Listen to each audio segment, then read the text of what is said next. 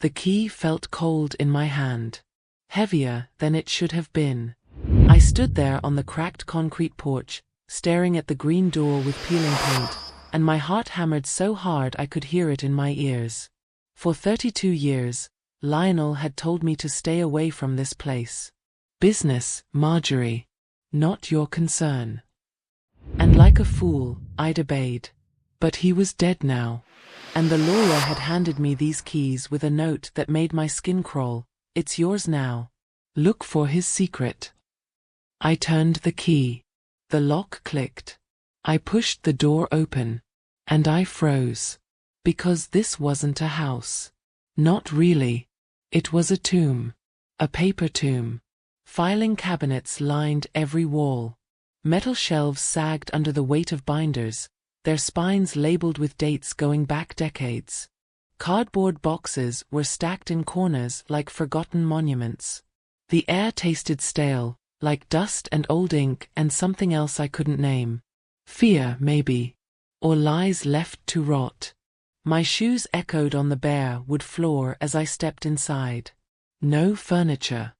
No couch, no table, no signs anyone had ever lived here. Just papers. Thousands and thousands of papers. I walked to the nearest filing cabinet and pulled open a drawer. Manila folders, packed so tight I had to wiggle one free. I opened it, and my breath caught in my throat. My name. Scratched out in black ink. Replaced with another woman's name I'd never heard before. I pulled another folder. Same thing. My name, crossed out. Voided. Erased. What did you do, Lionel? I whispered to the empty room.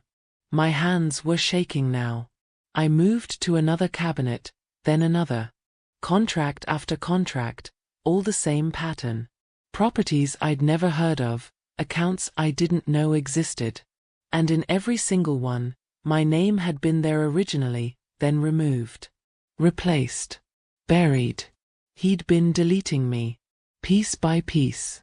Document by document. For how long? I felt dizzy. The room tilted. I grabbed the edge of a shelf to steady myself, and that's when I saw it. A loose board in the far corner, slightly raised, like someone had pried it up and hadn't quite pushed it back down all the way. My heart was racing again as I crossed the room and knelt down. I pulled at the board with my fingernails, and it came up easily. Underneath was a metal box, the kind you'd use for important documents. No lock. Just a latch. I opened it. Inside were drafts. Handwritten notes in Lionel's perfect script. Letters addressed to lawyers, dated just months before his death. And as I read them, the floor seemed to drop out from under me. Replace primary beneficiary. Void if contested. Transfer complete by year end. He'd been planning to erase me completely. Not just from his business. From his life. From his will. From everything. And then I saw the folder at the bottom of the box. Thick. Heavy.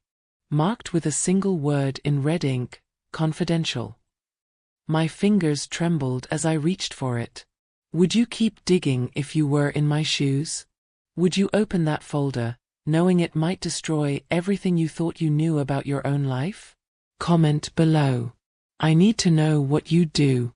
Hi viewers, kindly tell us where you're watching from and what time it is. Warm welcome to the family. Enjoy the story. Because I opened it. And what I found inside that confidential folder wasn't just paperwork. It was a second life. A whole other existence my husband had been building without me.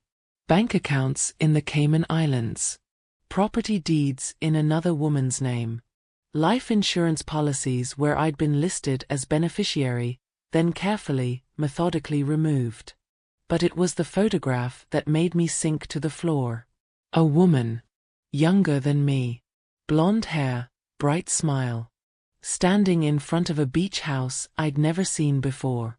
And written on the back, in Lionel's handwriting, future home. New beginning. He'd been replacing me. Not just on paper. In real life. How long had this been going on? I sat there on that dusty floor, surrounded by evidence of my own erasure, and something inside me cracked open.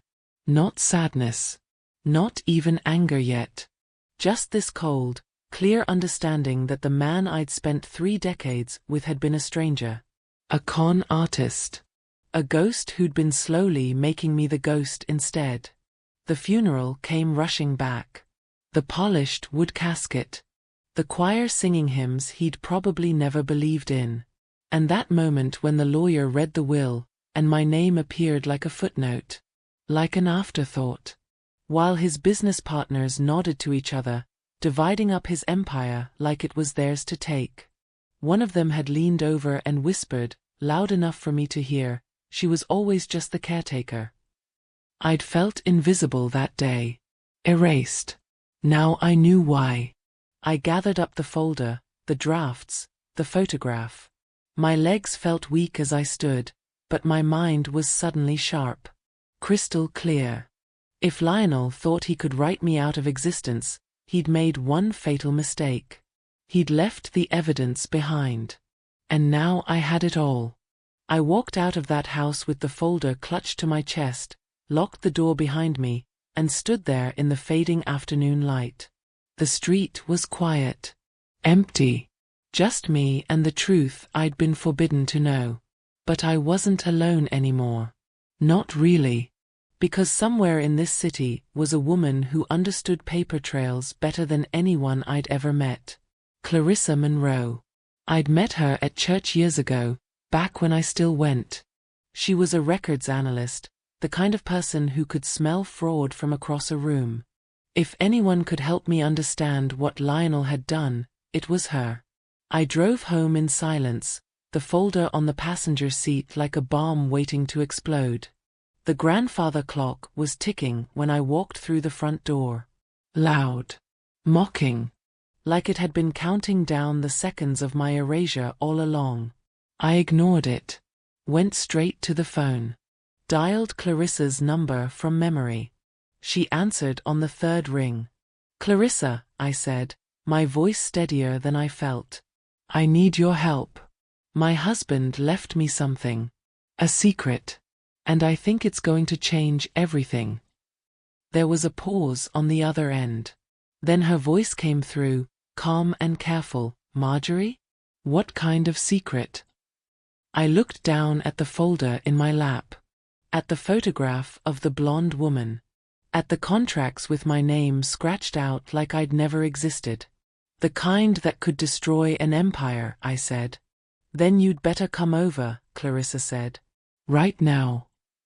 I hung up the phone and sat there in the dim light of my living room, the clock still ticking, and realized something. This wasn't an ending. It was a beginning. Because I wasn't going to disappear quietly. I wasn't going to be the footnote in someone else's story. I was going to reclaim my name. But first, I needed to know exactly how deep Lionel's lies went. How many documents he'd forged. How many accounts he'd hidden. How many years he'd spent building a life without me. And that meant opening every single file in that house. Reading every single contract. Following every single trail. No matter where it led. Even if it led straight to the woman in the photograph. The funeral had been perfect. Too perfect. Black cars lined up like dominoes outside the cathedral.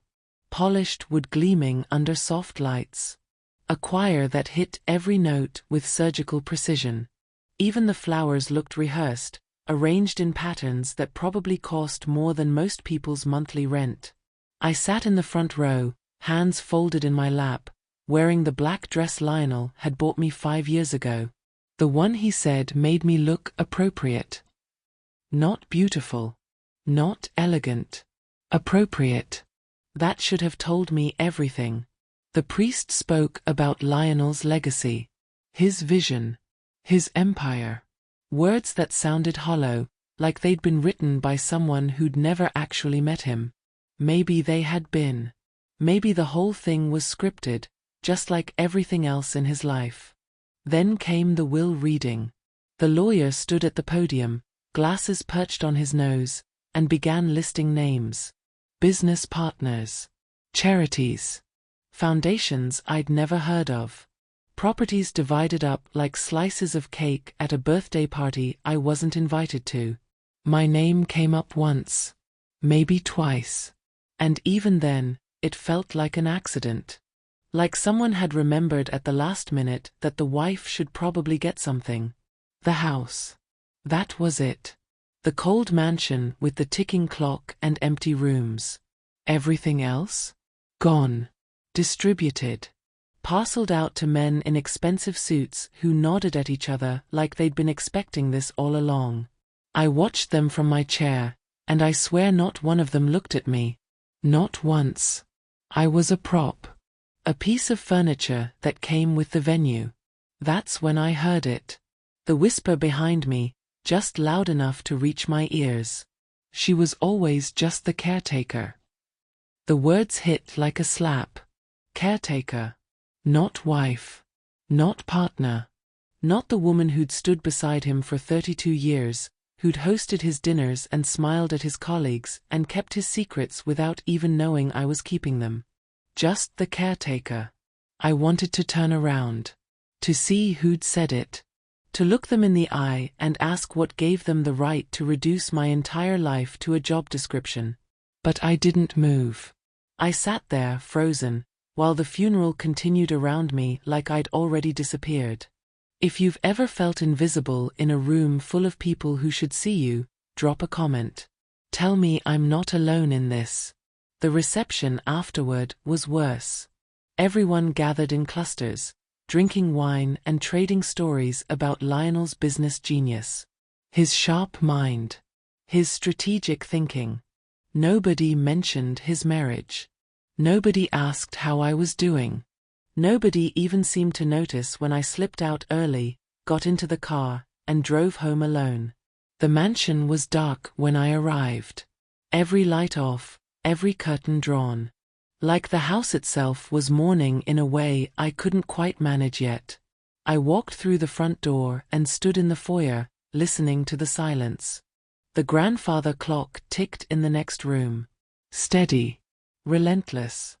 The sound of time passing whether you wanted it to or not. I should have been crying. That's what widows do, right? They cry. They grieve. They fall apart in socially acceptable ways. But I felt nothing. Just this strange emptiness, like someone had scooped out my insides and forgotten to put anything back. I moved through the rooms like a ghost. Kitchen. Living room. Study. His study. The door was half open, and I pushed it wider. His desk sat there, neat and organized, every pen in its place. His leather chair still held the impression of his body. Papers stacked in perfect piles. And in the corner, the locked drawer. I'd walked past it 1,000 times. Maybe more. And every single time, I'd heard his voice in my head, "Never touch what isn't yours, Marjorie." But standing there now, in the silence of that empty house, I realized something. Nothing had ever been mine. Not really. Not the house, not the marriage, not even my own name on the contracts he'd signed without me. So what was I protecting? I crossed the room and knelt in front of the drawer. My hand reached for the handle, then stopped. Old habits die hard. Old fears die harder. The clock ticked louder. I pulled on the drawer. Locked, just like always. But I wasn't ready to break it open. Not yet. Because part of me still believed that if I just waited long enough, if I just stayed quiet enough, everything would make sense eventually. That's what 32 years of marriage teaches you. Wait. Stay quiet. Don't make waves.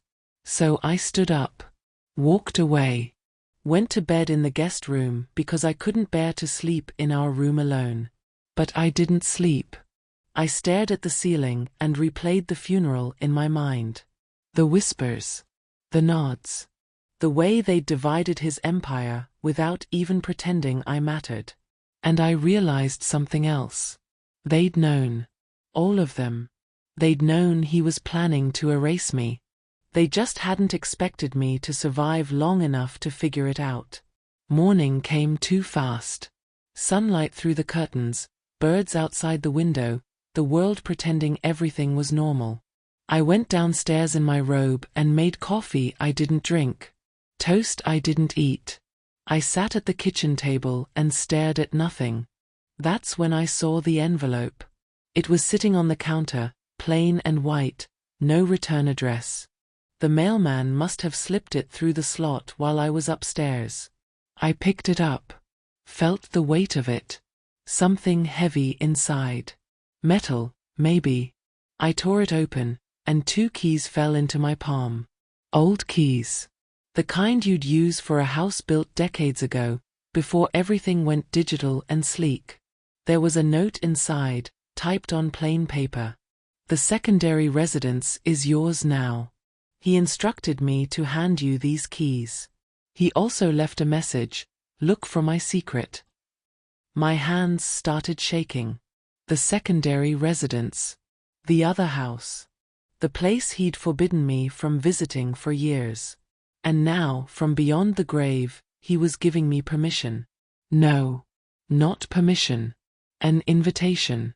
Or maybe a trap. What kind of man hides secrets in a house his wife isn't allowed to enter, then tells her to go looking after he's dead? Was this guilt? A confession? Or something darker? I stared at the keys in my hand, and the kitchen seemed to shrink around me. The clock ticked. The coffee got cold. And I stood there, frozen between fear and fury. Because part of me wanted to throw those keys in the trash and pretend I'd never seen them. To stay in my safe, quiet ignorance. To be the caretaker they all thought I was. But another part of me, the part that had been whispering for years beneath the silence, wanted to burn that other house to the ground just to watch Lionel's secrets go up in smoke. I closed my fist around the keys. Made my decision. I was going to that house. Today.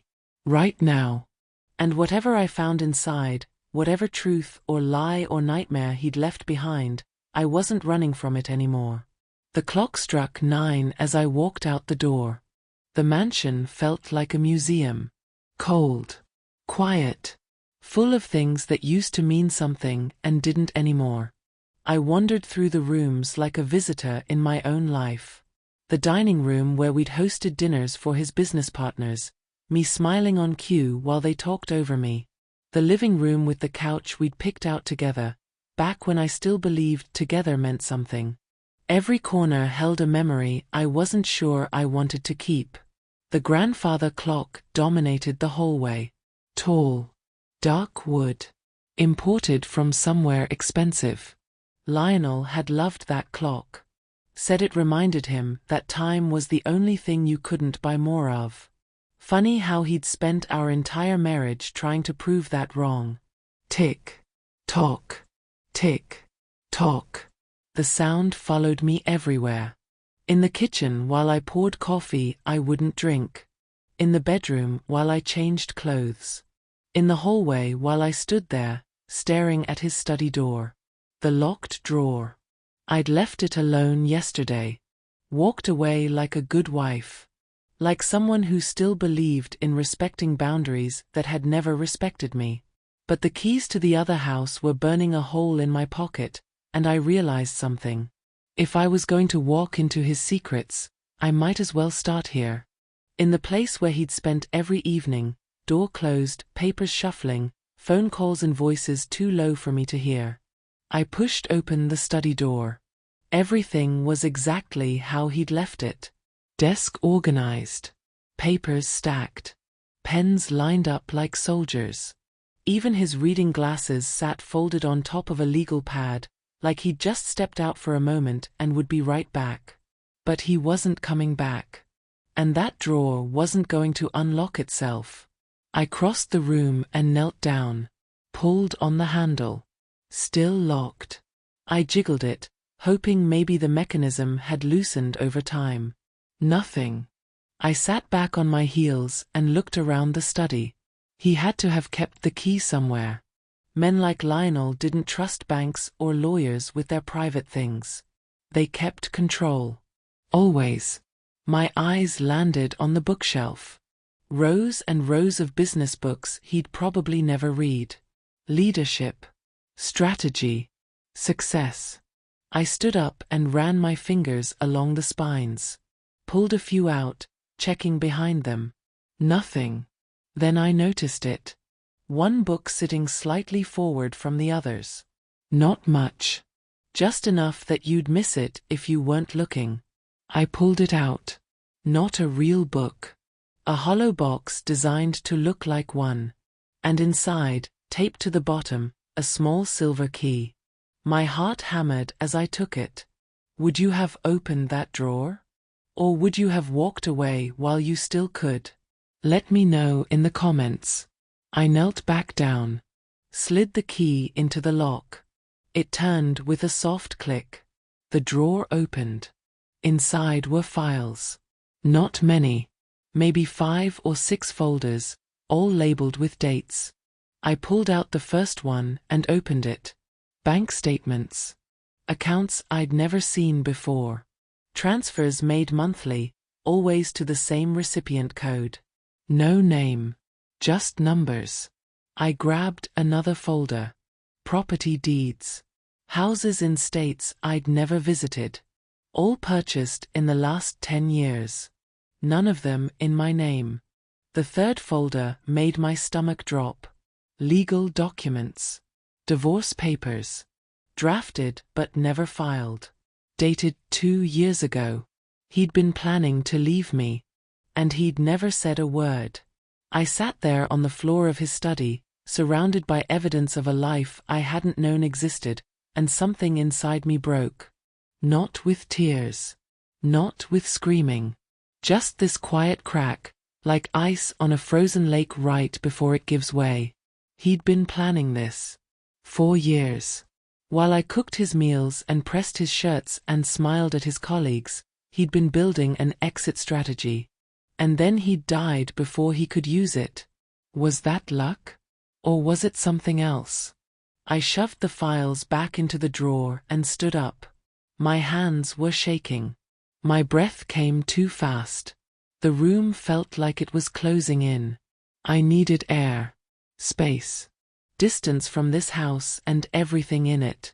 I grabbed my purse, stuffed the keys to the other house into my pocket, and walked out the front door without looking back. The drive across town took 20 minutes. I'd mapped it on my phone before I left, following the address the lawyer had written on the note. The neighborhood changed as I drove.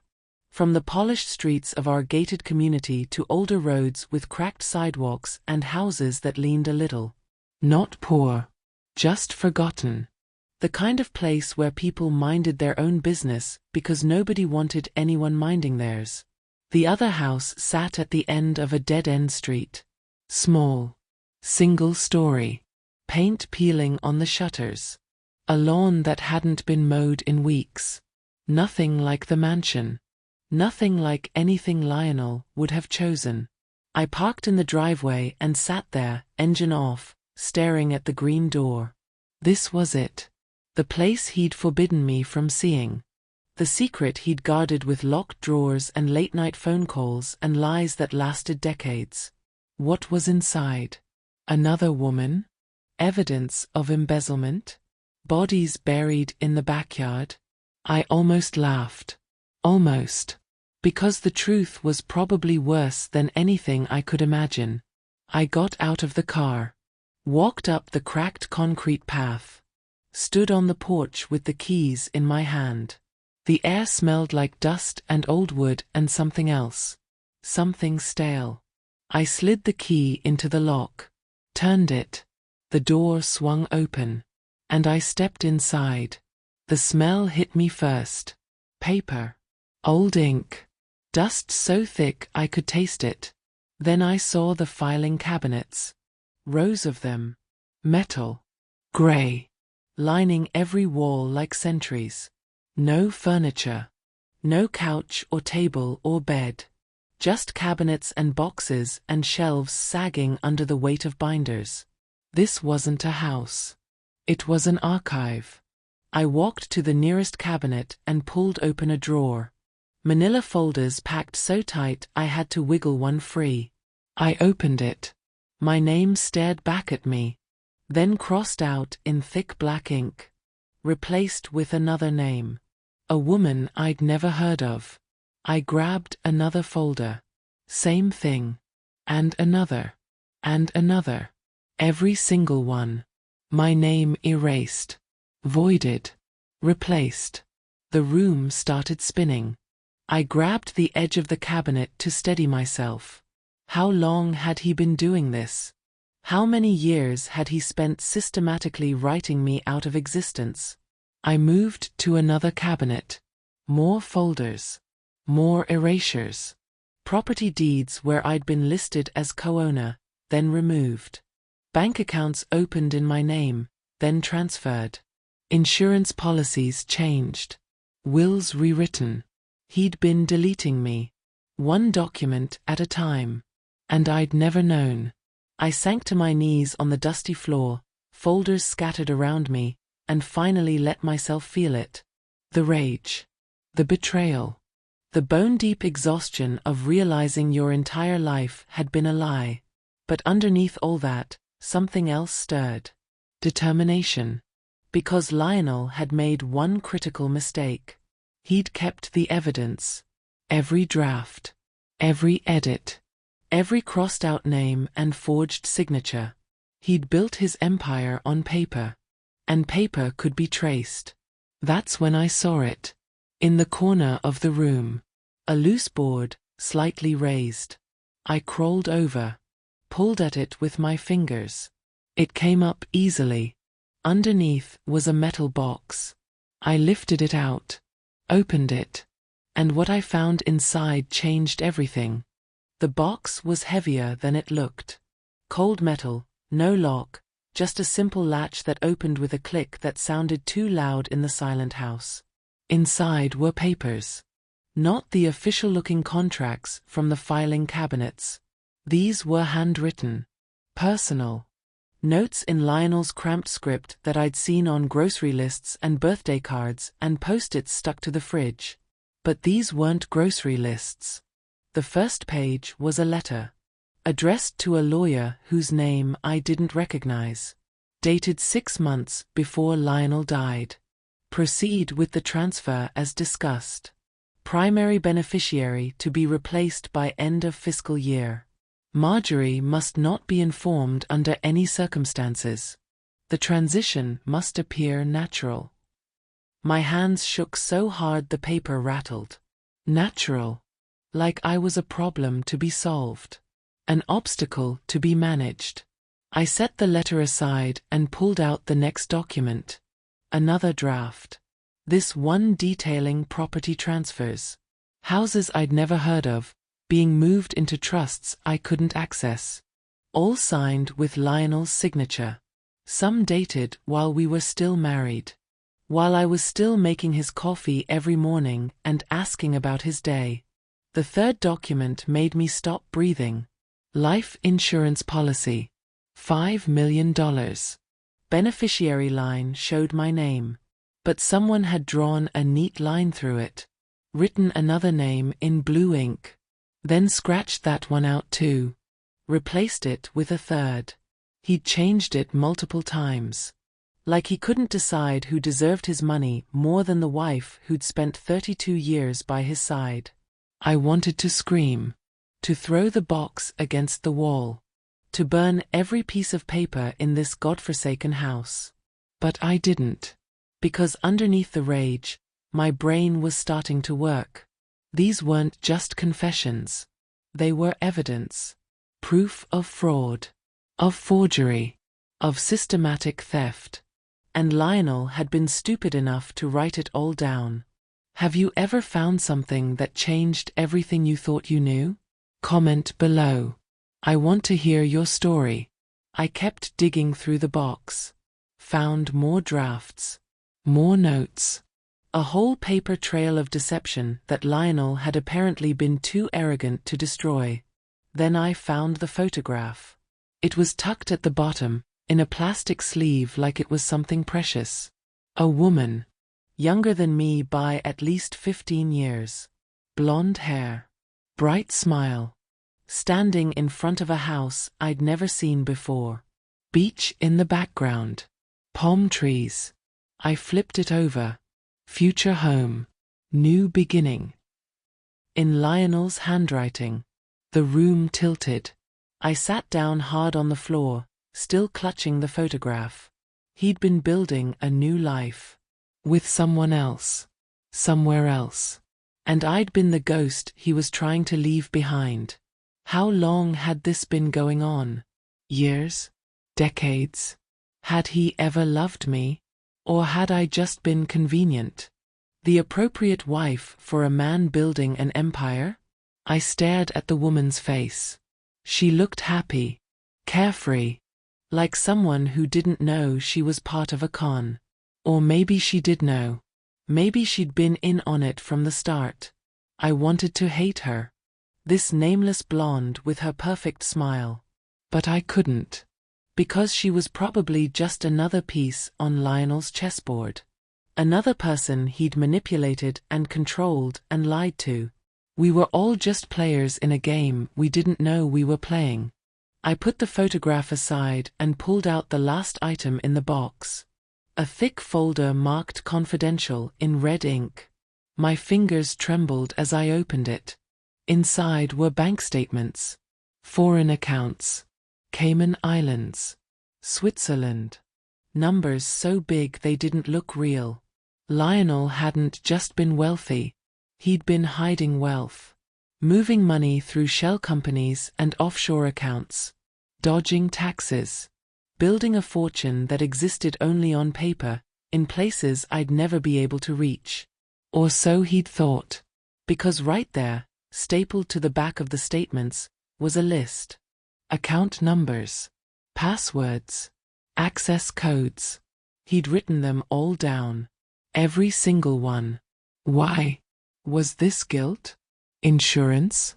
Did some part of him know he was doing something wrong and want to leave a trail in case it all fell apart?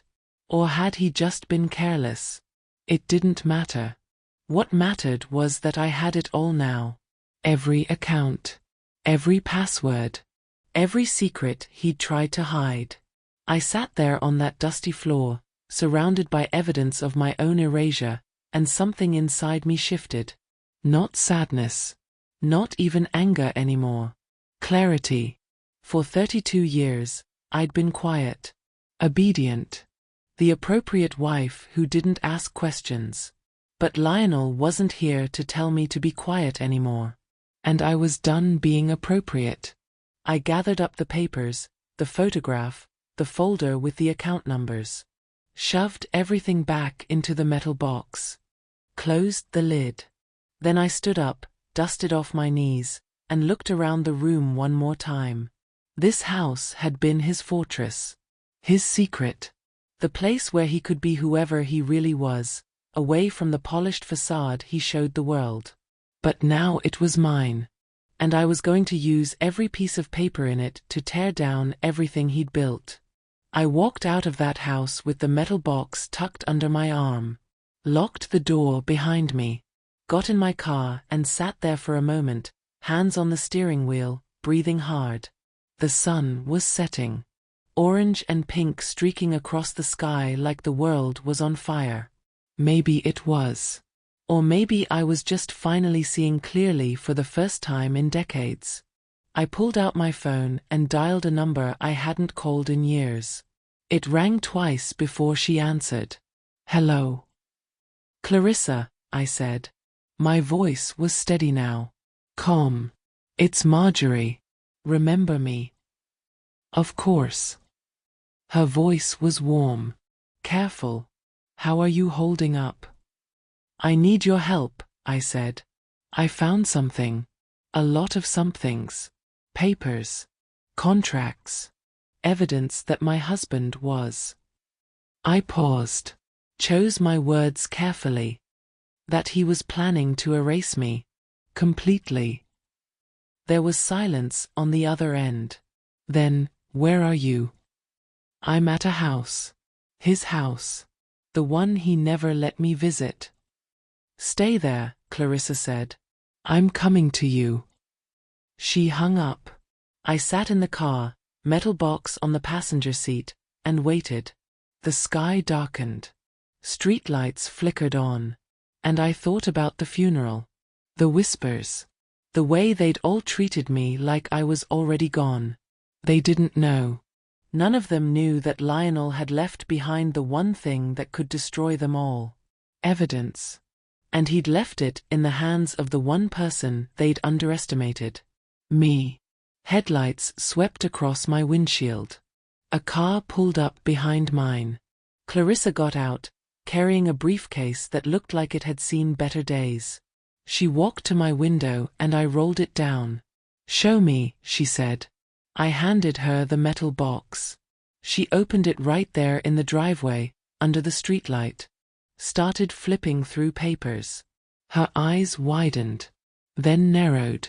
Then she looked at me. Marjorie, she said quietly, do you understand what you have here?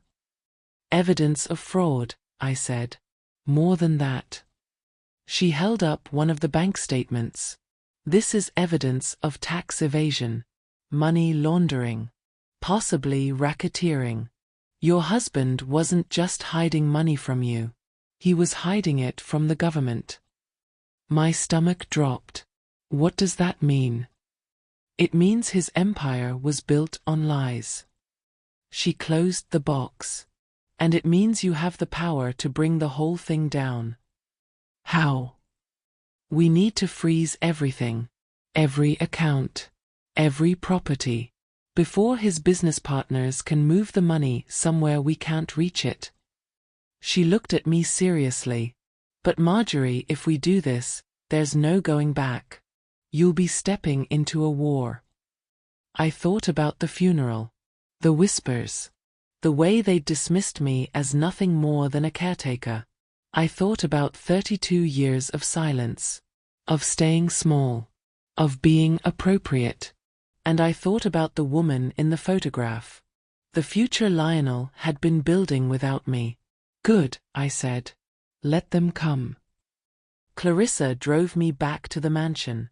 Told me not to stay at the other house. Not until we understood what we were dealing with. If anyone's been watching that place, we don't want them to know you've been there. That thought made my skin crawl. Who would be watching? And why? But I didn't argue. I followed her back, the metal box sitting between us on the center console like a bomb waiting to go off. Inside the mansion, we spread everything out on the dining room table. The same table where I'd hosted dinners for men who probably knew exactly what Lionel was doing. The same table where I'd smiled and nodded and pretended I belonged. Now that table was covered in evidence that I'd never belonged at all. Clarissa worked methodically. She laid out each document in order. Bank statements here. Property deeds there. The handwritten notes in their own pile. The photograph of the blonde woman sitting by itself at the far end. She put on reading glasses and picked up the first bank statement. This account, she said, pointing to a line of numbers, was opened in 2018. See the signature. I leaned closer. Lionel's name. My name underneath it. Co-signers. Now look at this. She pulled out another statement. Same account. But my name was gone. Replaced with an LLC I'd never heard of. This change was made in 2021. Without your consent. Is that legal? I asked. Not even close. She set down the statement and picked up another. And this one. Life insurance policy. $5 million. Your name was the original beneficiary. Then it was changed. 3 times. The last change was made 6 months before he died. Can they do that? Not without your signature. She looked at me over her glasses. Did you sign anything in the last year? Any papers Lionel asked you to initial without reading? I thought back. There'd been so many papers over the years. Stacks of them. He'd hand me a pen and point to a line, and I'd sign without asking questions because good wives trusted their husbands. Maybe, I admitted. I don't know. If you've ever signed something without reading it, drop a thumbs up. Sometimes we trust the wrong people. Clarissa sighed. That's what I was afraid of. He could have buried your consent in paperwork you thought was routine. Made it look legal even when it wasn't. So what do? We prove it was fraud. She pulled out her laptop and opened it. These documents have digital footprints, timestamps, metadata that shows when they were created, when they were edited, who accessed them. If Lionel changed these documents after you signed them, the digital record will show it. She started typing, pulled up files, compared dates. Her face got harder with each screen. Look at this, she said, turning the laptop toward me. This life insurance document. The one with your name scratched out? According to the metadata, it was edited 8 months after the date on the signature line. What does that mean? It means someone changed it after it was signed. That's forgery.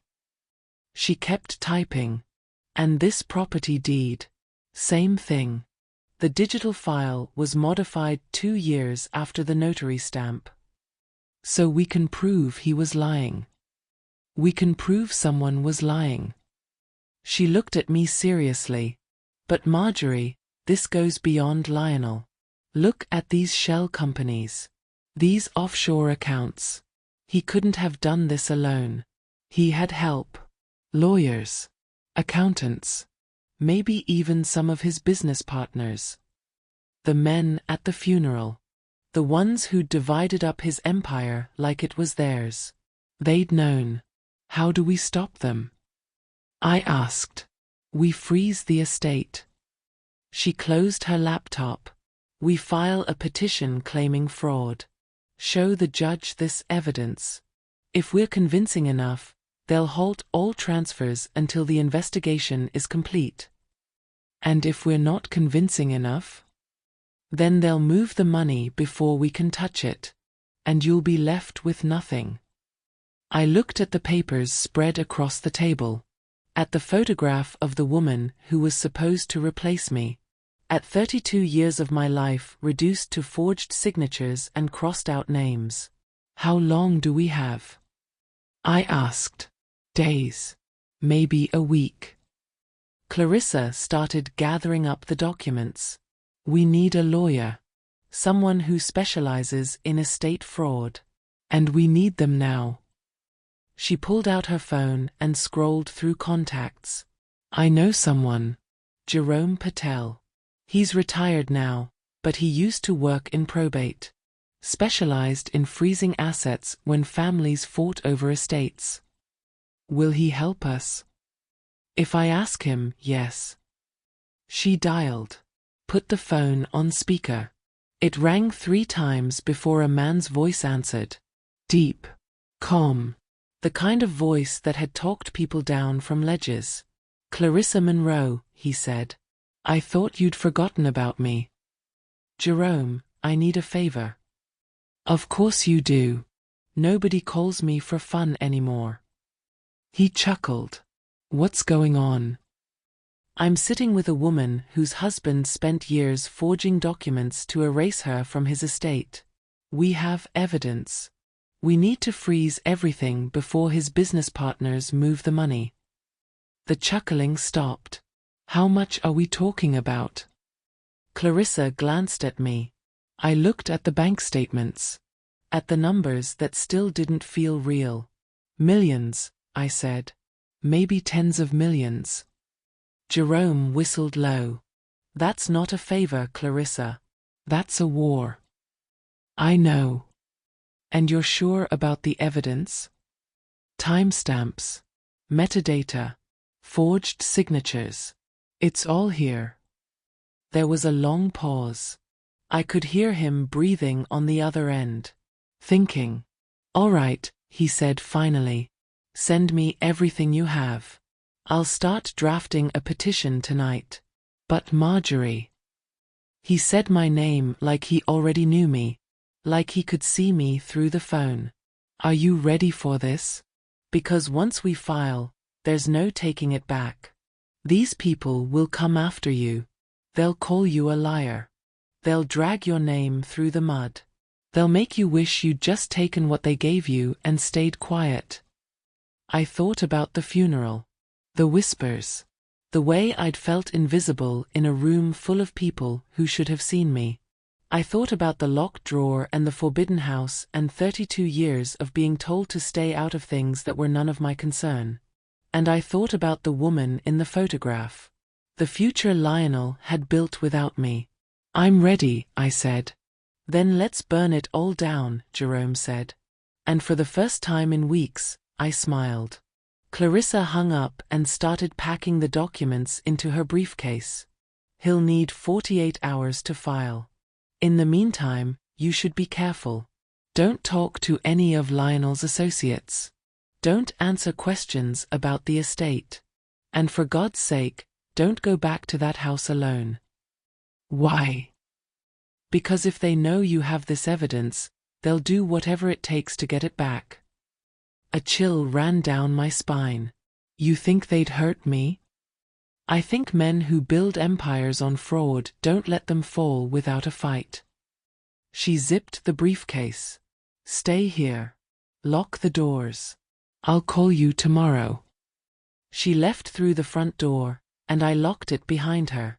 Threw the deadbolt. Checked it twice. The mansion felt bigger now. Emptier. Every shadow looked suspicious.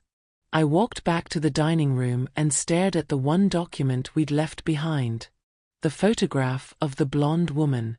Who was she? Had Lionel loved her? Or had she just been another piece of the plan? Another way to make sure I had nothing? I picked up the photo. Turned it over. Read his handwriting again. Future home.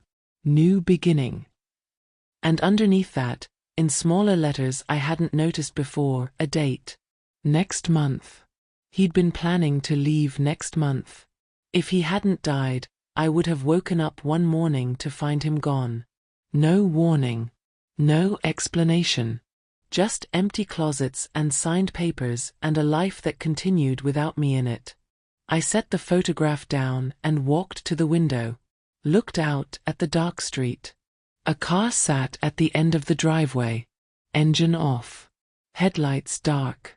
How long had it been there? I stepped back from the window. Heart racing. Pulled out my phone to call Clarissa. But before I could dial, the car's engine started. Headlights came on. And it drove away slowly. Too slowly. Like whoever was inside wanted me to know they'd been watching. The coffee had gone cold hours ago, but I kept the cup in my hands anyway. Something to hold onto while the world spun around me. Clarissa sat across from me at the dining room table, her laptop screen casting blue light across her face. It was 3 in the morning. We'd been at this for 6 hours straight, cross-referencing documents, comparing timestamps, building a case that could hold up in court. My eyes burned. My back ached. But every time I thought about stopping, I remembered that car sitting at the end of my driveway. Watching. Waiting. Look at this, Clarissa said, turning her screen toward me. This property deed. For a house in Montana. Your name is listed as co-owner. See. I squinted at the document. There it was. Marjorie Ellison. Right next to Lionel's name. Now look at this version. She pulled up another file. Same property. Same deed. But my name was gone. Replaced with one of those faceless LLCs. According to the metadata, this edit was made in March 2023. 2 full years after the original was signed and notarized. So someone changed it. Someone forged it. She zoomed in on the notary stamp. See how the date here says 2021? But the digital file wasn't created until 2023? That's impossible. Unless someone scanned the original, edited it digitally, then printed a new version. Can we prove that? We just did. She saved the file. That's what men like your husband forget. Paper can be altered. But digital shadows? Those stick around. Every edit leaves a trail. Every change gets recorded somewhere, even if you don't see it. I leaned back in my chair and rubbed my eyes. How many documents are like this? So far, 14. She scrolled through her list. 14 properties, bank accounts, or insurance policies where your name was removed after the fact.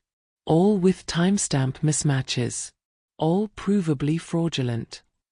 14. 14 times he'd erased me. 14 pieces of my life, stolen one signature at a time.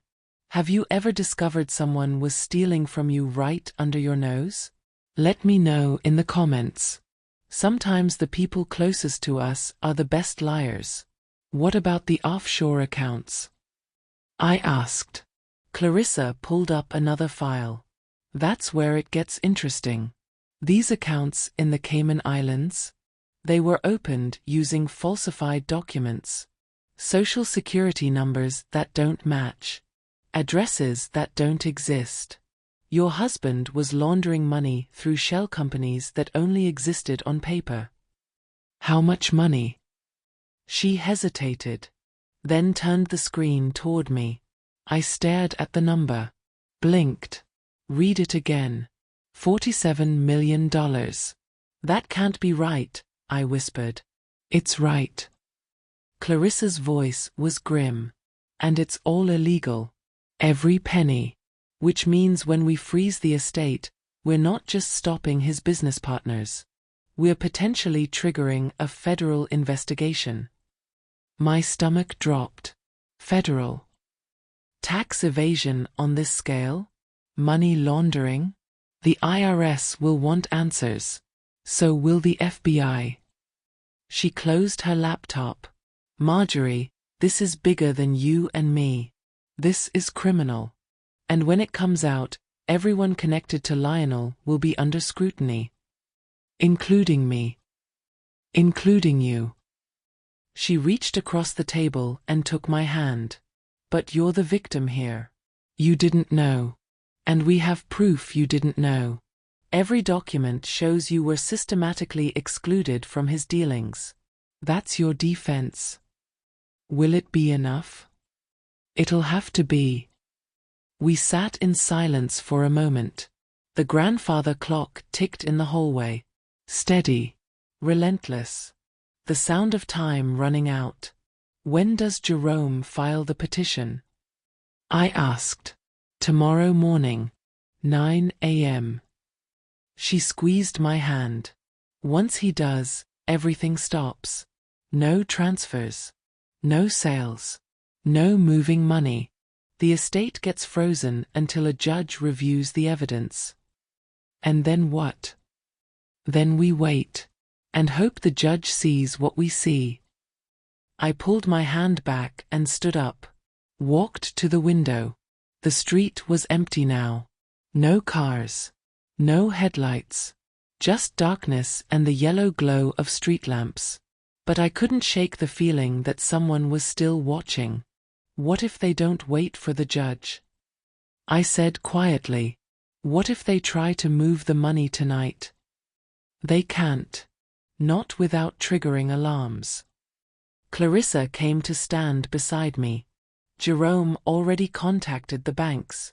Told them to flag any unusual activity on accounts connected to Lionel's name. If anyone tries to transfer funds before the hearing, we'll know. And if they try anyway? Then they prove our case for us. I wanted to believe her. Wanted to trust that the system would work. That justice would prevail and truth would win and all the other things people say when they're trying to convince themselves the world makes sense. But I'd spent 32 years trusting.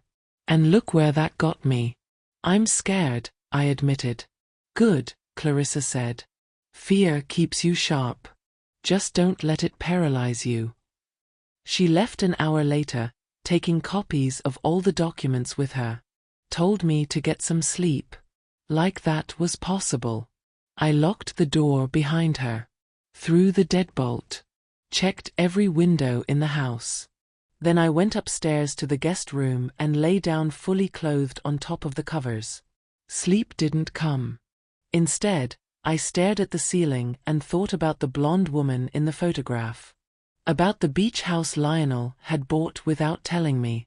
About the future he'd been building while I cooked his meals and pressed his shirts and believed we were partners. Had he ever loved me? Even in the beginning? Or had I always just been convenient? The appropriate wife for a man with ambitions too big to fit inside a marriage? My phone buzzed on the nightstand. I grabbed it. A text from an unknown number. Stop digging. Walk away now. You won't like what happens if you don't. My hands started shaking. I sat up. Read the message again. My heart hammered so hard I could feel it in my throat. They knew. Whoever they were, they knew what I'd found. I wanted to call Clarissa, or Jerome, or the police. But I didn't. Because something inside me had shifted. Some part of me that had been quiet for 32 years was finally waking up. And it was furious. I typed back, "Try me." Hit send. Turned off my phone. And lay back down, staring at the ceiling, waiting for morning. Because tomorrow, Jerome would file the petition. Tomorrow, the war would officially begin. And I was done being afraid.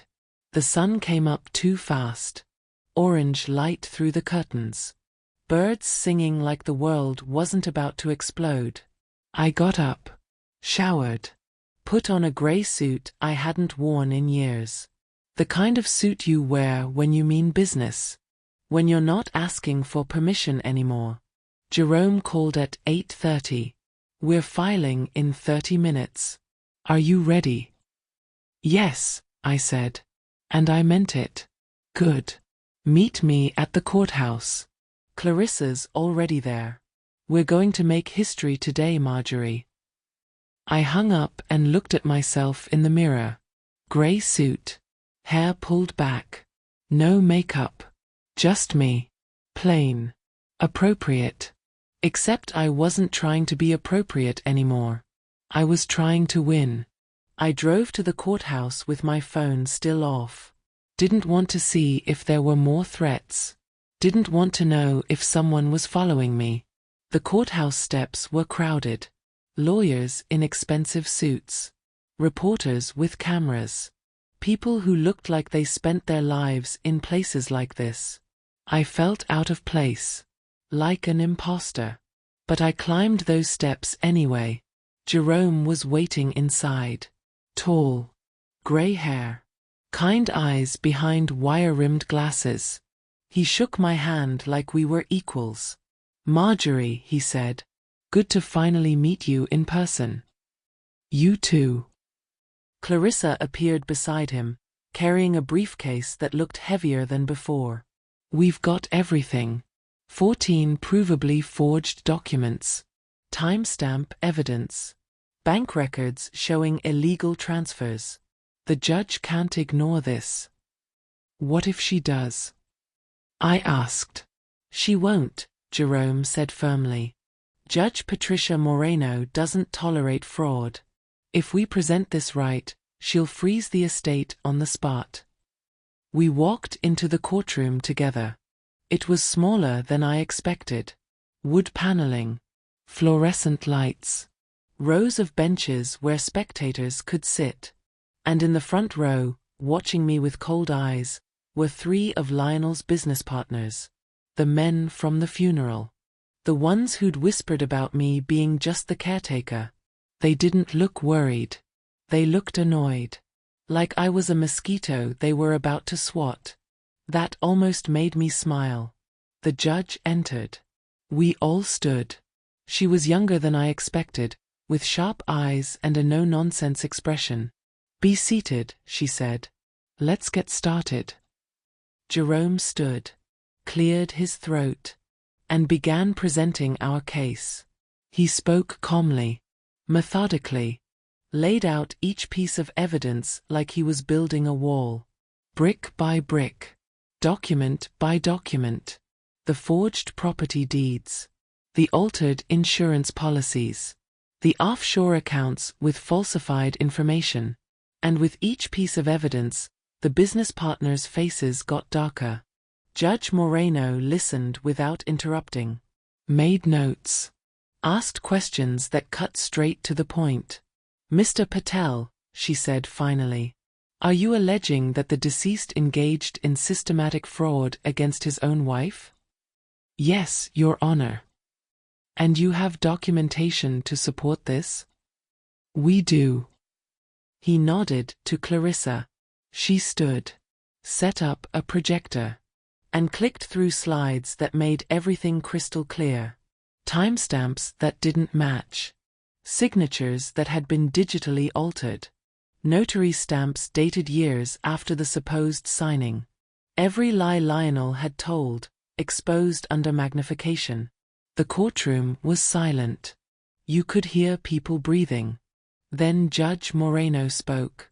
"I'm freezing the estate," she said. "Effective immediately. No assets are to be moved, sold, or transferred until this court completes a full investigation. Anyone who violates this order will be held in contempt." She banged her gavel. And just like that, it was done. The business partners stood up, walked out without looking at me. But I saw it. The way their shoulders tensed. The way their jaws clenched. They were rattled. For the first time since Lionel died, I'd made them scared. Jerome shook my hand. "That's round one. Now comes the hard part." "What's the hard part?" He smiled grimly. "Keeping them from destroying evidence before the investigation is complete." The headlines hit the next morning. Local businessman's estate frozen amid fraud claims. Widow accuses late husband of financial deception. Millions in question as court orders investigation. I sat at my kitchen table, reading article after article on my phone, and felt nothing. Not vindication. Not relief. Just this strange emptiness where emotion should have been. They'd published my name. My photo, pulled from some charity event Lionel had dragged me to years ago. In it, I was smiling, wearing pearls, looking exactly like the appropriate wife everyone had expected me to be. That woman felt like a stranger now. My phone rang. Unknown number. I almost didn't answer. But something made me pick up. "Mrs. Ellison?" A man's voice. Professional. Cold. "This is Richard Brennan. I represented your husband's business interests. I think we should talk." "We have nothing to talk about." "I disagree. You've made some very serious accusations. Accusations that could damage reputations, destroy businesses, hurt innocent people." I almost laughed. Innocent people? Your husband had partners, employees, people who trusted him, who built their lives around the companies he created. Are you really willing to destroy all that because you feel slighted? Slighted. Like he'd forgotten my birthday. Like he'd been late to dinner. Not like he'd systematically erased me from 32 years of marriage. "Mr. Brennan," I said slowly, "I have evidence. Timestamps. Forged signatures. Proof that my husband committed fraud. If you and your partners are innocent, you have nothing to worry about. Evidence can be misinterpreted." "Then explain the timestamps." Silence on the other end. I'm prepared to offer you a settlement, he said finally. A generous one. Enough to ensure you're comfortable for the rest of your life. All you have to do is drop the investigation. How much? $5 million. I closed my eyes. $5 million. The same amount as the life insurance policy Lionel had tried to steal from me. They were trying to buy my silence. No, I said. Mrs. Ellison, be reasonable. I said no. My voice was steady. Calm. You can keep your money. I want the truth. I hung up. My hands were shaking. Not from fear. From rage. From the sheer audacity of these men thinking they could make me disappear with a check. If you've ever stood up to someone who thought they could buy you, hit that like button. Sometimes money can't fix what's broken. The phone rang again. Different number this time. I answered. What? Marjorie. Clarissa's voice. Urgent. Don't sign anything. Don't agree to anything. They're going to come at you hard now. Offers. Threats. Maybe both. They already called. Offered me $5 million to drop it. She swore. They're scared. That's good. It means we're winning. It doesn't feel like winning. It will. Trust me. I heard papers rustling on her end. Jerome got a call this morning. The FBI wants to talk to us. They saw the news. They're interested in the offshore accounts. My stomach dropped. The FBI? Don't panic. This is good. It means they're taking it seriously. They'll investigate. They'll follow the money. And when they do, they'll find exactly what we found. Fraud. Laundering. Tax evasion. Will I be in trouble? No. You're the victim. But Marjorie. She paused. Once the FBI gets involved, this becomes public. Really public. Every detail will come out. Every lie Lionel told. Every woman he was with. Every dollar he hid. Are you ready for that? I thought about the blonde woman in the photograph. About the beach house. About secrets I probably hadn't even discovered yet. Was I ready to see my entire marriage dissected in court? In newspapers? On the internet? Yes, I said. I'm ready. Because the alternative was going back to silence. To being appropriate. To pretending none of this had happened. And I couldn't do that anymore. The days that followed were a blur. Meetings with Jerome. Interviews with federal investigators. Reporters camping outside my house, shouting questions I didn't answer. I stopped reading the articles. Stopped checking social media. Stopped caring what people thought. All that mattered was the evidence. And making sure it held up. The business partners tried everything. They challenged the forensic analysis. Claimed the timestamps were unreliable. Hired experts to testify that digital evidence could be manipulated. But Clarissa was better. She'd spent weeks building an airtight case. Every claim they made, she countered. Every expert they brought in, she discredited. Slowly, piece by piece, their defenses crumbled. Then came the breakthrough. One of Lionel's former accountants reached out. A man named David Chun who'd worked with him for 15 years. He wanted to talk. Jerome set up the meeting at his office. Neutral ground. No recording devices. Just conversation. David looked tired. Gray stubble. Circles under his eyes. Like he hadn't slept in weeks. I didn't know it was this bad, he said, sliding a flash drive across the table. I knew Lionel was moving money around. I knew some of it was questionable. But I didn't know he was forging documents. Stealing from his own wife. What's on the drive? Jerome asked. Everything.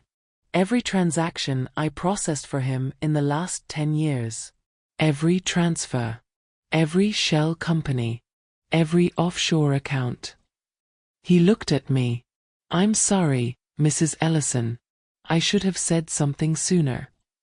"Why didn't you?" I asked. "Because I was scared." Lionel had power. Connections. He could destroy careers with a phone call. David rubbed his face. "But he's dead now. And I can't live with this anymore. So here. Take it. Use it. Burn the whole thing down if you have to." Clarissa took the flash drive, plugged it into her laptop, started scrolling through files. Her eyes got wider with each page. "This is..." She looked up at Jerome. "This is everything. Transaction logs. Email chains. Instructions from Lionel telling David exactly how to hide the money. It's all here." "Will it hold up in court?" I asked. "It's better than anything we already have." Jerome leaned forward. "Mr. Chen, are you willing to testify?" David nodded. "Yes. Whatever it takes." That night, I sat alone in the mansion and felt something I hadn't felt in months. Hope. Not the naive kind. Not the kind that believes everything will work out because it should. The hard kind. The kind that knows the fight isn't over but believes it can be won. The grandfather clock ticked in the hallway.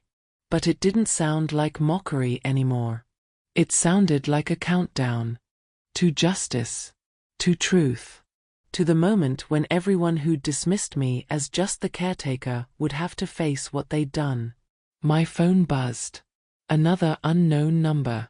Another threat, probably. But when I opened it, the message was different. "We're willing to settle. Name your price." I stared at the words. Thought about everything I'd lost. Everything they'd stolen. And I typed back, "There is no price. See you in court." Hit send. And smiled. Because they weren't offering to settle out of kindness. They were offering because they knew they were going to lose. And I was going to make sure they did. The courtroom was packed. Every seat filled.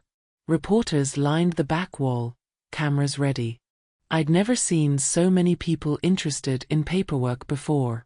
But this wasn't just about paperwork anymore. This was about power. About who gets to write history and who gets erased from it. I sat in the front row, hands folded in my lap, wearing the same gray suit I'd worn for the first hearing. Clarissa sat to my left. Jerome to my right. Both of them calm. Professional. Like they did this every day. Maybe they did. But I didn't. My heart hammered. My palms were sweaty. Every time the door opened, I jumped, expecting someone to storm in and announce this had all been a mistake. That I was the criminal. That I'd somehow broken the law by discovering the truth. But that didn't happen. Instead, Judge Moreno entered. We all stood. And the hearing began. Jerome stood first. Laid out our case with the precision of a surgeon. Started with the forged property deeds. Moved to the altered insurance policies. Built toward the offshore accounts and the shell companies and the $47 million Lionel had hidden. He projected documents on the screen. Zoomed in on timestamps. Showed side-by-side comparisons of original signatures and forged ones. The evidence was overwhelming. Even I could see that. But the opposing lawyers didn't back down. They claimed procedural errors. Questioned the chain of custody. Argued that Lionel had every right to structure his estate however he wanted. Mrs. Ellison was provided for, one of them said. His name was Marcus Walsh. Expensive suit. Slicked back hair.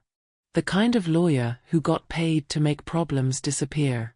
She received the family home. A generous stipend. Her husband's life insurance. To claim she was deliberately erased is simply untrue. Jerome stood. Your Honor, may I respond?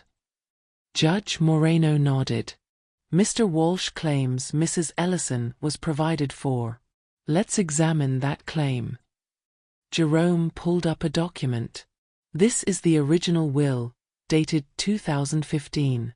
In it, Mrs. Ellison is named as primary beneficiary of the entire estate. Property, accounts, business assets, everything. He switched to another slide. This is the version filed with the court after Mr. Ellison's death. Mrs. Ellison's name appears 3 times. Once for the family home. Once for a monthly stipend of $3,000. And once as a contingent beneficiary on a single life insurance policy. He let that sink in. Everything else was transferred to business partners, shell companies, and offshore trusts. Not because Mr. Ellison changed his mind, but because someone systematically rewrote his estate plan without Mrs. Ellison's knowledge or consent. Objection, Walsh said. There's no proof Mrs. Ellison didn't consent. Actually, there is.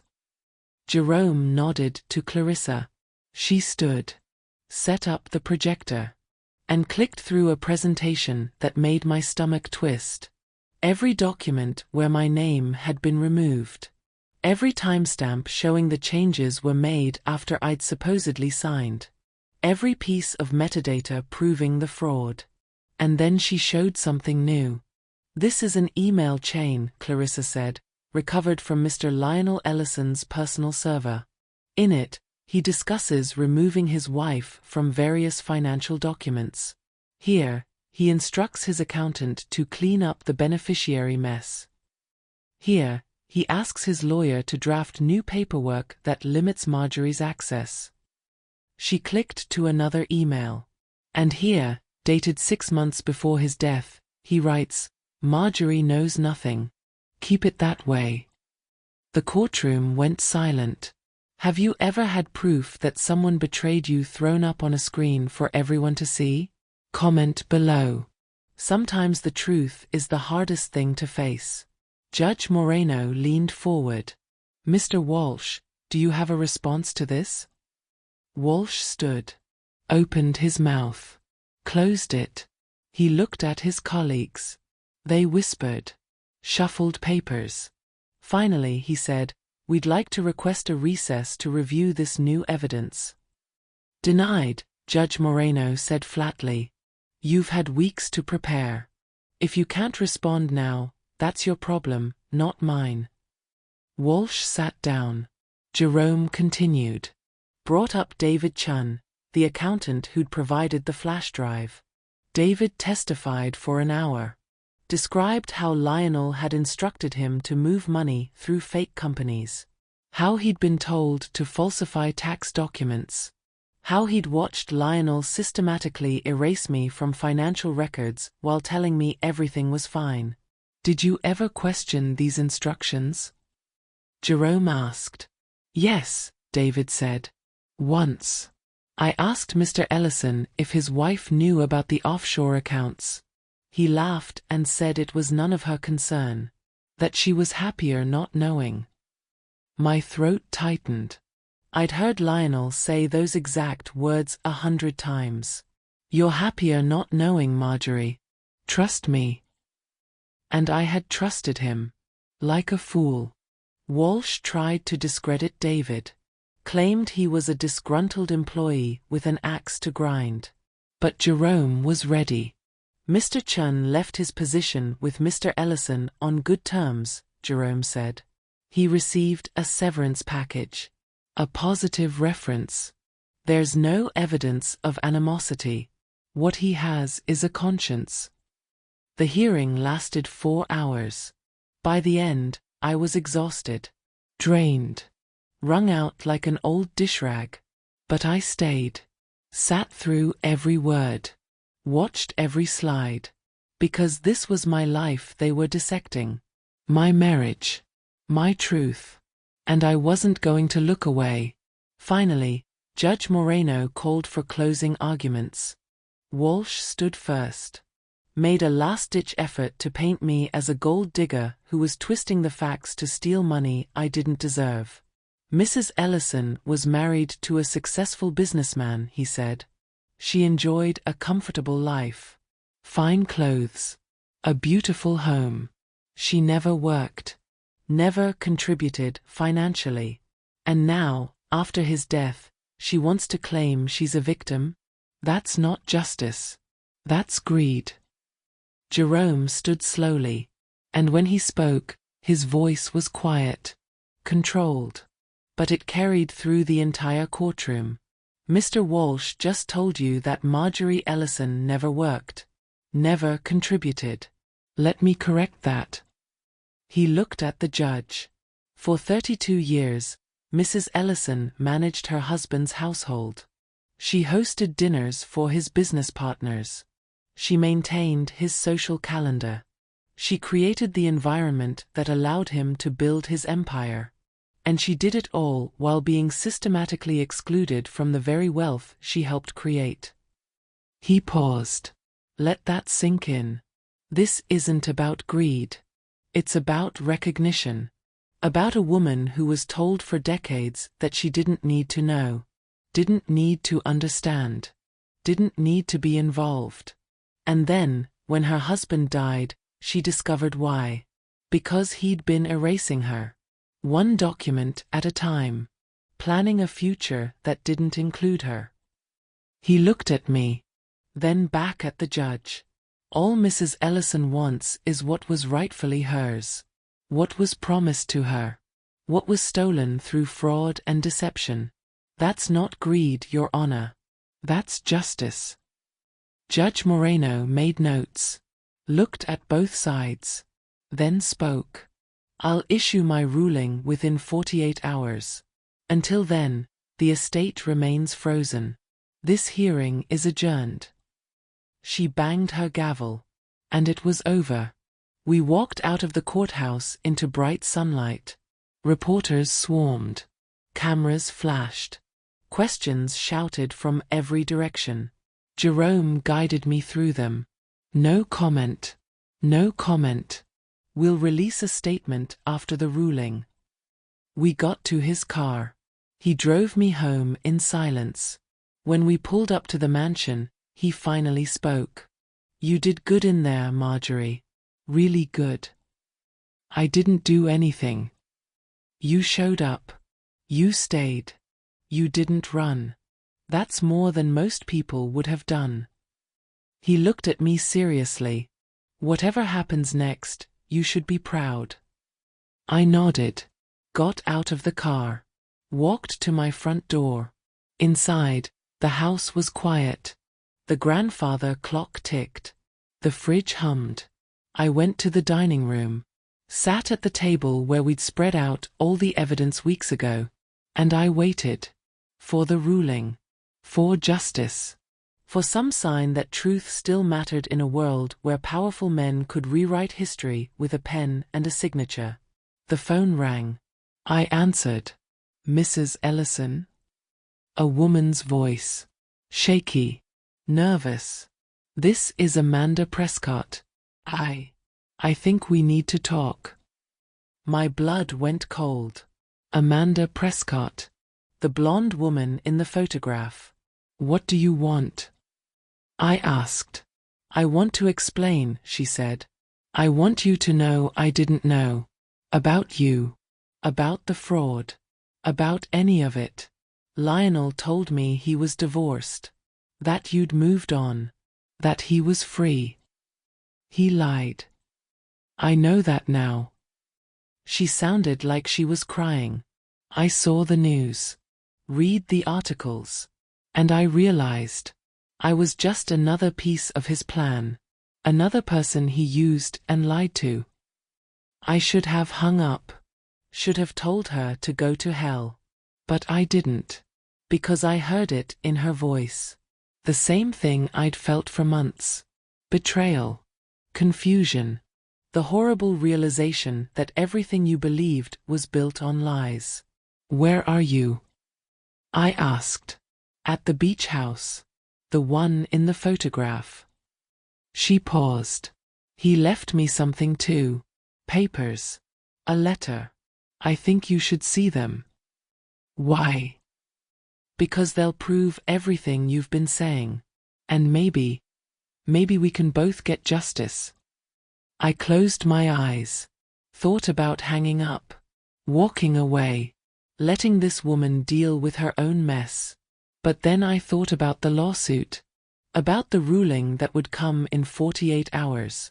About proving, once and for all, that Lionel had been exactly what I'd claimed.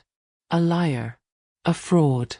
A man who'd hurt everyone who'd ever trusted him. Send me the address, I said. She did. And 2 hours later, I was in my car, driving toward the coast, toward a house I'd never seen, toward a woman who'd been sleeping with my husband. Toward the final piece of the puzzle.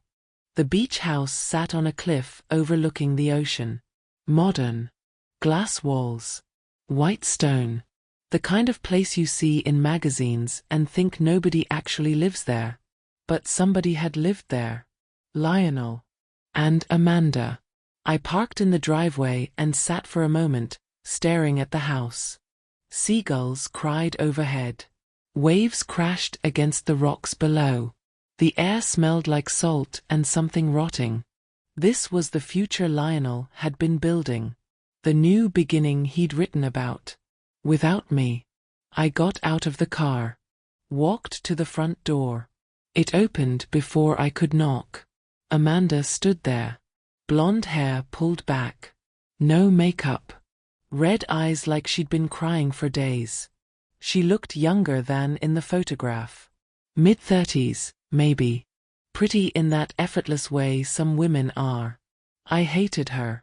But I also felt sorry for her. Mrs. Ellison, she said quietly. Thank you for coming. Just show me what you found. She stepped aside. Let me in. The house was beautiful. Open floor plan. Ocean view from every room. Furniture that looked like it cost more than most cars. And on the dining room table, spread out like crime scene evidence, were papers. Lots of them. He kept everything here, Amanda said, following my gaze. I didn't even know this room existed until last week. There's a false panel in the back of the closet. Behind it, a safe. The combination was in a letter he left me. What kind of letter? She handed me an envelope. My hands shook as I opened it. Inside was a note. Handwritten. Lionel's script. Amanda, if you're reading this, I'm gone. I'm sorry. For the lies. For the deception. For making you believe we could have a future when I was still trapped in a past I couldn't escape. The papers in the safe will explain everything. Use them however you see fit. You deserve the truth. Maybe Marjorie does too. I read it twice. 3 times. Looking for some sign of remorse. Some acknowledgement of what he'd done. But there was nothing. Just vague apologies and careful words that said everything and nothing at once. He never loved either of us, I said. Amanda nodded. Started crying again. I thought he did. I thought we were going to build a life together. He talked about marriage. Kids. Growing old by the ocean. He told me the same things 32 years ago. We stood there in silence. 2 women who'd been conned by the same man. 2 lives destroyed by the same lies. Then I looked at the papers on the table. Bank statements. Property deeds. Contracts. All the same things I'd found in the other house. But these were different. More recent. More detailed. What's in the safe? I asked. Amanda led me to the bedroom. Opened the closet. Showed me the false panel. Behind it was a safe. Already open. Inside were files. USB drives. A second metal box. I pulled out the first file. Opened it. And my breath caught. It was a detailed plan, written in Lionel's hand. Step-by-step instructions for faking his own death. If you've ever wondered how far someone would go to escape their own life, hit that like button. Because this gets darker. He was going to fake his death? I whispered. I don't know, Amanda said. I found it yesterday. I've been trying to make sense of it. But look at the date. I looked. The plan was dated 3 months before Lionel actually died. Maybe he changed his mind, Amanda said. Or maybe something went wrong. I kept reading. The plan was meticulous. Falsified medical records. A staged accident. Even instructions for transferring money to accounts that couldn't be traced back to him. At the bottom, a single line, freedom requires sacrifice. M won't understand. A will. M. Me. Marjorie. A. Amanda. He'd been planning to disappear. To leave both of us behind and start over somewhere new. With all the money he'd stolen. But he'd died before he could pull it off. Did he fake it? I asked. His death. Amanda shook her head. No. I was there. At the hospital. I watched him die. Heart attack. The doctors tried everything. So he'd died for real. But he'd been planning to fake it. Which meant somewhere in this house was evidence of where the money was supposed to go. Where he was supposed to run to. What his new life was supposed to look like. I grabbed the USB drives. I need to see what's on these. Amanda led me back to the dining room. Pulled out a laptop. I plugged in the first drive. Files opened. Hundreds of them. Bank transfers. Email chains. Photos of properties in countries with no extradition treaties. He'd been planning this for years. The second drive was worse. It contained videos. Recorded conversations between Lionel and his business partners. Discussions about fraud. About hiding money. About keeping me in the dark. Jesus, Amanda whispered. One video caught my attention. Lionel sitting at this very table, talking to someone off camera. She'll never figure it out, he said. Marjorie's not smart enough. She'll take what I give her and be grateful. I felt like I'd been punched. Not smart enough. After 32 years. After everything I'd done. After every compromise I'd made to support his dreams. Not smart enough. I stopped the video. Stood up. Walked to the window overlooking the ocean. The waves crashed against the rocks below. Endless. Relentless. Breaking everything in their path. Mrs. Ellison? Amanda's voice was small behind me. Copy everything, I said. My voice didn't sound like mine. Too calm. Too cold. Every file. Every video. Every document in this house. We're taking it all to Jerome. Will it help? I turned to face her. It'll destroy them. Every single person who helped him. Every lawyer who forged a signature. Every accountant who moved money. Every business partner who knew and stayed quiet. Amanda wiped her eyes. Good. We spent the next 3 hours copying files. Boxing up documents. Loading everything into my car. By the time we finished, the sun was setting. Orange and red bleeding across the sky like the world was on fire. What happens now? Amanda asked. Now we wait for the judge's ruling, I said. And then we make sure Lionel's legacy is exactly what it should be. A warning. She nodded. I'm sorry. For everything. I didn't know. I know. I cut her off. Not unkindly. He lied to both of us. That's not your fault. I drove home as darkness fell. The metal box from Amanda's safe sat on the passenger seat. Inside it was enough evidence to not just win my case, but to launch a dozen criminal investigations. The business partners who dismissed me as just the caretaker were about to discover what happens when you underestimate someone. I pulled into my driveway. The mansion loomed ahead. Dark windows. Empty rooms. But it didn't feel empty anymore. It felt like a fortress. A place where I'd been building my army one document at a time. I carried the boxes inside. Locked the door behind me. Called Jerome. He answered on the first ring. "Tell me you're sitting down," I said. "Why?" "Because I just found enough evidence to bury everyone involved in Lionel's fraud. Including video confessions." Silence on the other end. "Then, I'm coming over. Don't touch anything until I get there."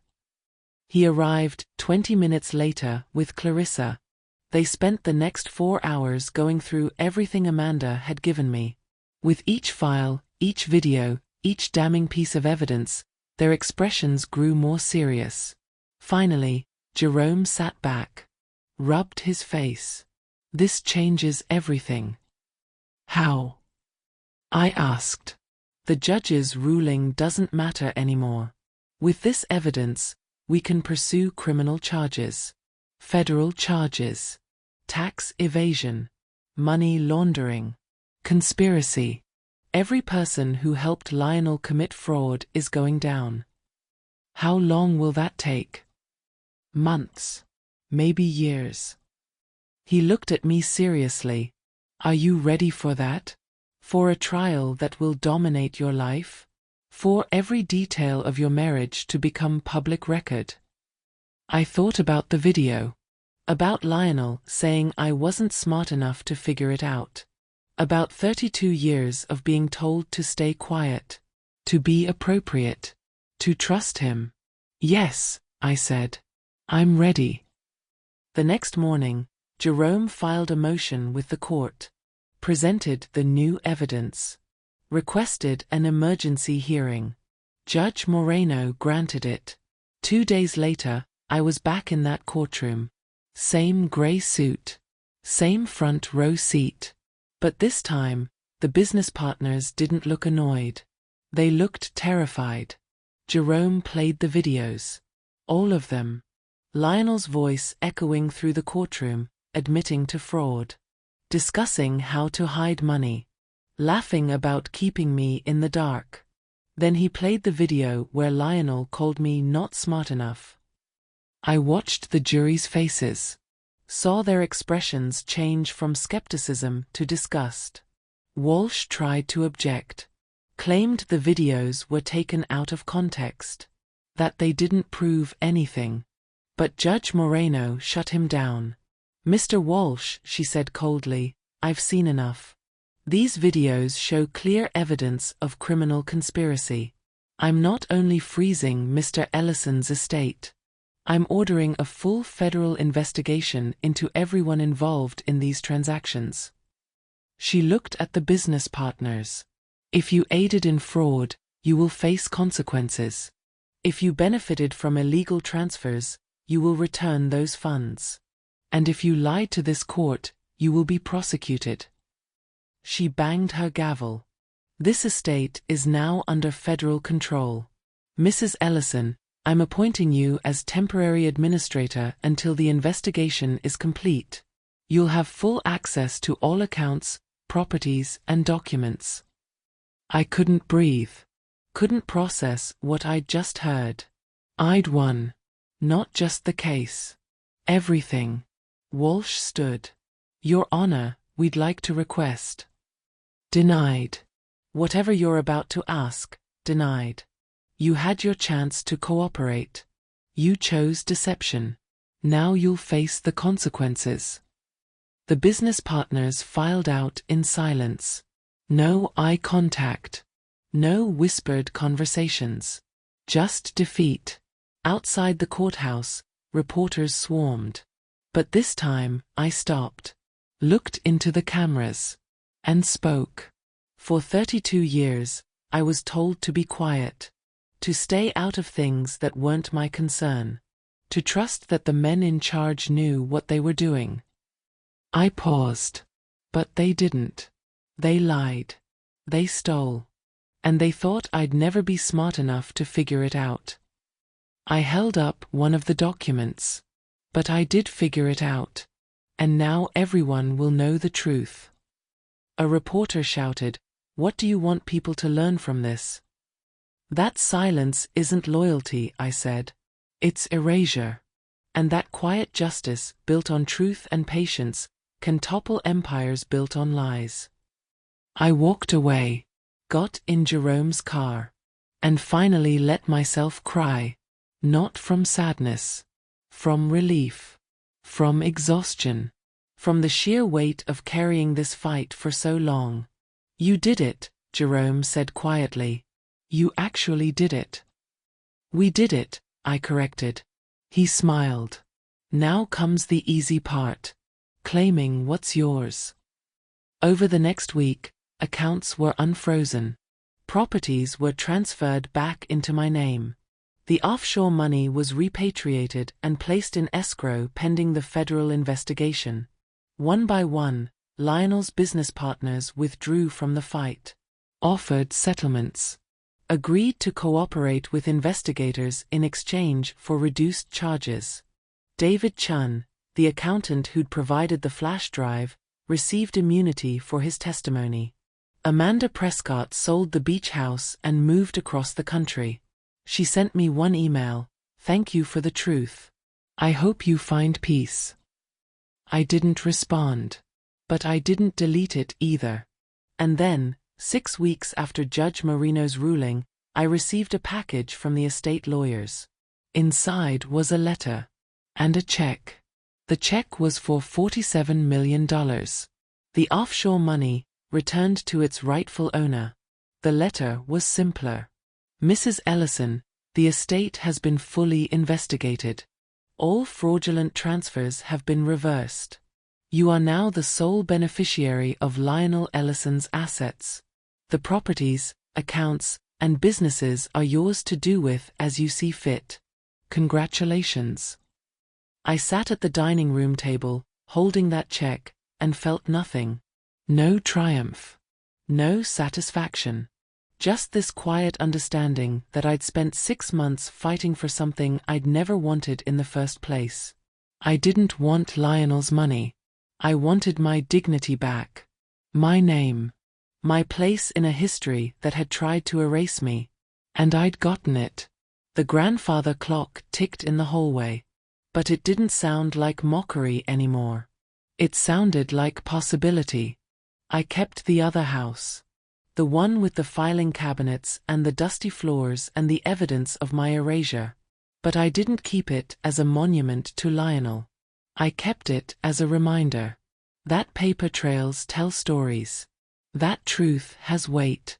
That silence, when it's forced, is just another word for disappearance. I turned it into an archive. A resource center for women going through divorces, dealing with estate fraud, fighting legal battles they don't understand. Clarissa helps run it. So does a team of volunteers, lawyers, accountants, investigators who believe that knowledge should be accessible. That power shouldn't only belong to people who can afford expensive suits. We called it the Second House Project. Because sometimes the secrets people hide are exactly what you need to set yourself free. The mansion sold 6 months later. I couldn't live there anymore. Too many ghosts. Too many memories of being small and quiet and appropriate. I bought a smaller place. Nothing fancy. Just enough space for me and the life I was finally building on my own terms. The money? Most of it went into trusts. Scholarships for women going back to school. Legal funds for people fighting fraud. Resources for survivors of financial abuse. I kept enough to live comfortably. To travel. To wake up in the morning and not worry about bills or budgets or pleasing anyone but myself. And some mornings, I still can't believe I'm here. That I survived. That I won.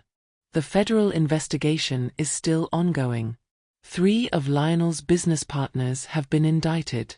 2 more are cooperating with prosecutors. The trial won't start for another year, at least. But I'll be there. In the courtroom. Watching as the empire Lionel built comes crashing down. Not because I'm vindictive. But because someone needs to stand up and say, this is what happens when you think you can erase someone. They fight back. Jerome retired last month. Said he wanted to end his career on a high note, and my case was the highest note he'd ever hit. We have coffee sometimes. He tells stories about other cases, other fights, other people who refuse to stay quiet. And I listen. Because those stories matter. They remind me that I'm not alone. That there are thousands of people out there fighting battles just like mine. And maybe, just maybe, my story will help one of them win. Amanda called me once. 6 months after everything ended. She'd started therapy. Was working on rebuilding her life. I just wanted to say thank you, she said. For not making me the villain. For understanding that we were both victims. We were, I agreed. But we're not anymore. She laughed. It sounded real. No. We're not. We haven't spoken since. But I think about her sometimes. Wonder if she's happy. If she's found peace. I hope she has. The hardest part wasn't winning the case. It was figuring out what came after. For 32 years, I'd defined myself by my marriage. By being Lionel's wife. By the role I played in his life. And when that was gone, when I'd torn down everything he'd built and exposed every lie he'd told, I had to figure out who Marjorie Ellison actually was. Turns out, I'm stronger than I thought. Smarter than he believed. And capable of things I never imagined. I learned to manage money. To read contracts. To ask questions when something doesn't make sense. I learned that being appropriate is overrated. That making waves is sometimes necessary. That silence is only golden when it's your choice. And I learned that justice doesn't always roar. Sometimes it whispers. Sometimes it builds slowly, document by document, truth by truth, until the weight of evidence is so overwhelming that lies can't stand against it. That's the kind of justice I fought for. And that's the kind I won. Do I miss Lionel? No. I miss the person I thought he was. I miss the marriage I thought we had. But I don't miss the man who spent years erasing me. Who thought I'd never be smart enough to fight back. He was wrong about that. He was wrong about a lot of things. But he was right about one thing. Time is the only resource you can't buy more of. And I wasted enough of mine living in his shadow. Now I live in my own light. Make my own choices. Write my own story. The grandfather clock sits in storage. I couldn't bring myself to sell it, but I also couldn't keep it in my house. Maybe one day I'll donate it. Let someone else listen to its ticking and feel whatever they need to feel. But for me, I'm done counting down. I'm counting up. Every morning I wake up and choose to keep going. Every day I help someone else fight back against the people who try to erase them. Every moment is mine now. And that's worth more than $47 million. If you've made it this far, thank you for listening to my story. For bearing witness to what happened when one woman refused to be a footnote. If you're facing something similar, if someone is trying to erase you, silence you, make you small, remember this: you are not alone. You are not powerless. And you are definitely smart enough to fight back. It won't be easy. It won't be quick. And there will be days when you want to give up. But don't. Because on the other side of that fight is freedom, dignity, truth, and yourself, finally visible in a world that tried to make you disappear. I'm Marjorie Ellison. And this is my story. Not the one Lionel tried to write for me. Not the one his business partners wanted to tell. Mine. And now?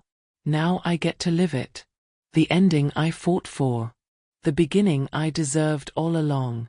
If this story moved you, if it made you think about your own life or someone you love who needs to hear this, please subscribe to this channel and turn on notifications.